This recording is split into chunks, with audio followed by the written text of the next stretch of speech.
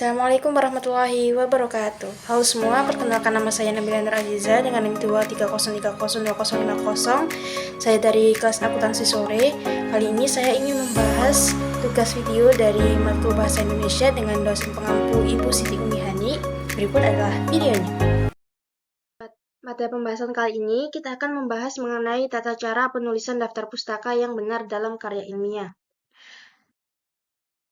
Sebelumnya ada 4 poin yang akan kita bahas untuk kali ini. Yang pertama, pengertian dan fungsi dari daftar pustaka. Yang kedua, gaya penulisan dari daftar pustaka. Yang ketiga, cara menulis daftar pustaka berdasarkan sumber yang didapatkan. Yang terakhir adalah kesalahan umum dan tips penulisan dari daftar pustaka.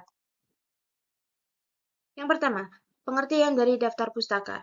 Nah, daftar pustaka sendiri merupakan bagian akhir dari karya ilmiah yang mencantumkan seluruh sumber referensi yang digunakan dalam proses penulisan. Sumber ini dapat berasal dari buku, jurnal ilmiah, skripsi atau tesis, artikel internet, video atau media elektronik lainnya.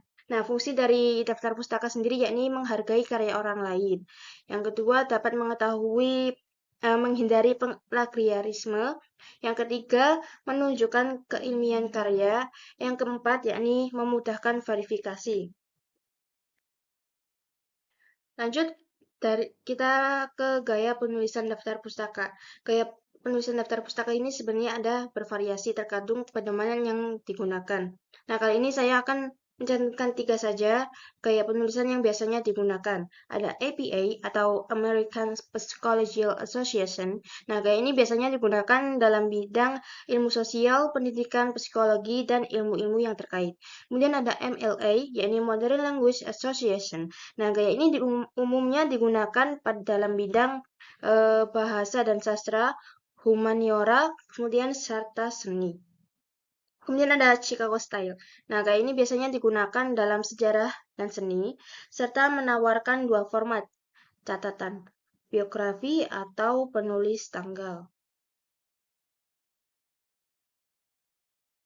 Dan ada cara menulis berdasarkan sumber yang didapatkan. Ada dari buku, formatnya seperti ini, nama belakang, inisial nama depan, tahun, judul buku, kota terbit, dan nama penerbit. Contohnya bisa dilihat seperti ini. Ada catatannya, gunakan huruf miring atau italic untuk judul buku, hanya huruf pertama judul dan nama tempat yang kapital. Kemudian yang bersumber dari internet. Formatnya yakni nama penulis, tahun, judul halaman, nama situs, serta linknya. Bisa dilihat contohnya seperti ini. Jika tidak ada penulis, kita bisa langsung mencantumkan judul artikel, tahun, nama situs, dan linknya.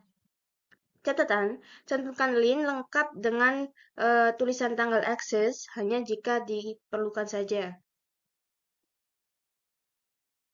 Kemudian yang Anda bersumber dari jurnal ini ya, formatnya nama belakang, inisial, tahun, judul artikel, nama jurnal, kemudian volume dan nomor, kemudian halaman. Contohnya bisa dilihat seperti ini. Kemudian yang terakhir bersumber dari skripsi atau tesis. Formatnya nama belakang, inisial, tahun, judul skripsi atau tesis, kemudian ada nama universitas. Contohnya bisa dilihat ya, seperti ini.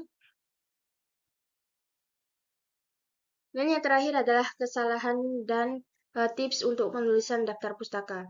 Di sini adalah kesalahan yang sering terjadi pada penulisan daftar pustaka. Yang pertama, format tidak konsisten.